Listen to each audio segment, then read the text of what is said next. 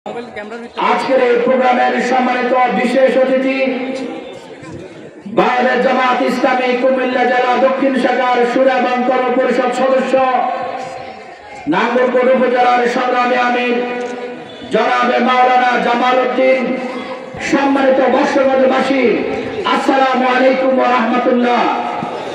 আমি আল্লাহর দরবারে শুকরিয়া আদায় করছি, এই বৃষ্টিস্নাত দিনে আল্লাহ রাব্বুল আলামিন আমাদেরকে এই সম্মেলনের সুযোগ করে দিয়েছেন, আমরা উপস্থিত হওয়ার সুযোগ পেয়েছি। এই জন্য আল্লাহর দরবারে শুকরিয়া আদায় করছি, আলহামদুলিল্লাহ। প্রিয় ভাই এবং বন্ধুগণ, আজকে কোন পরিস্থিতির মধ্যে দিয়ে বর্ষবন্ধে জামাত ইসলামের সম্মেলন আয়োজন হচ্ছে আপনারা সকলে জানেন।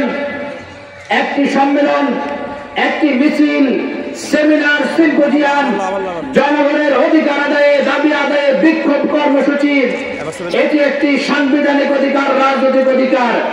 কিন্তু বিগত 16টি বছরে এদেশের ফ্যাসিবাদী সরকার যারা শাসন যন্ত্রকে ওই রাইফেল দিয়ে, বন্দুকের বুলেট দিয়ে বিরোধী মতকে দমন করেন, দীর্ঘদিন ক্ষমতায় থাকার যারা স্বপ্ন দেখেছিল, বিগত 16টি বছরে এদেশের রাজনৈতিক অধিকার হরণ করা হয়েছিল, মানুষের বাক স্বাধীনতাকে হরণ করা হয়েছিল, ধর্মীয় অধিকারকে হরণ করা হয়েছিল।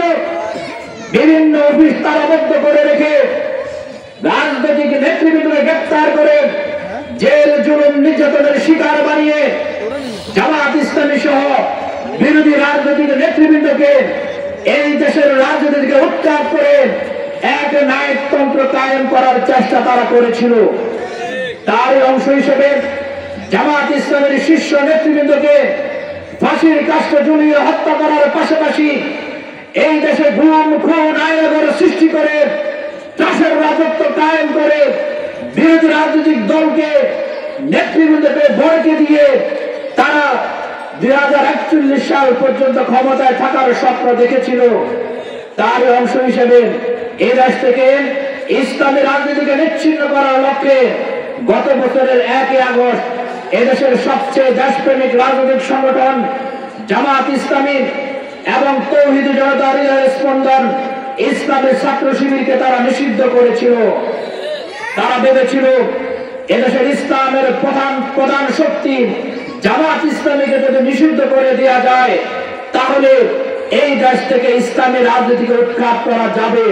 কিন্তু আল্লাহর মেহেরবানি 16 বছরের জুলুম নির্যাতনের পথ মারিয়ে যে ইস্পাত কঠিন ধৈর্য দিয়ে জামাত ইসলামী দেশের মাটি এবং মানুষের পক্ষে, দ্বীন এবং ইসলামের পক্ষে লড়াই করেছিল, ভূমিকা পালন করেছিল, তার পুরস্কার স্বরূপ যারা জামাত ইসলামীকে 1 তারিখে নিষিদ্ধ করেছিল, মাত্র 4 দিনের ব্যবধানে তারা শুধু নিষিদ্ধই হয়নি, তাদের রাজনীতির কবর রচনা হয়েছে, ঠিক কিনা?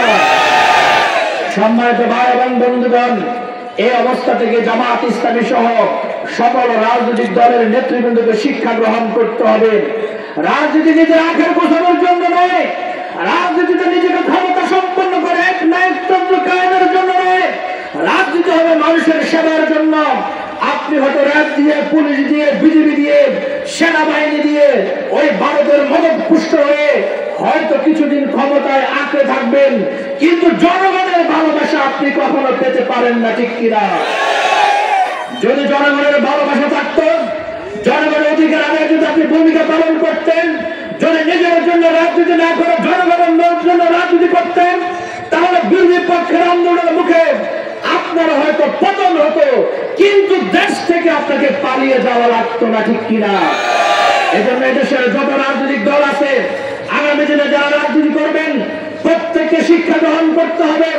জনগণকে ভালোবাসার যে রাজনীতি, এই রাজনীতির পরিবর্তে নিজের আখের গোছানোর রাজনীতি করলে আবারও জনগণ কর্তৃক প্রত্যাখ্যাত হতে হবে, ঠিক কিনা? আজকের এই নতুন বাংলাদেশে বাংলাদেশ জামাত ইসলামী একটি ইনসাফ এবং ন্যায় ভিত্তিক শাসন কার্য পরিচালনা করতে চায়। আজকের নতুন বাংলাদেশে বাংলাদেশ জামাত ইসলামী আদর্শিক রাজনীতির সূচনা করতে চায়। আমাদের যে রাজনীতি, প্রতিপক্ষকে দমন করার রাজনীতি,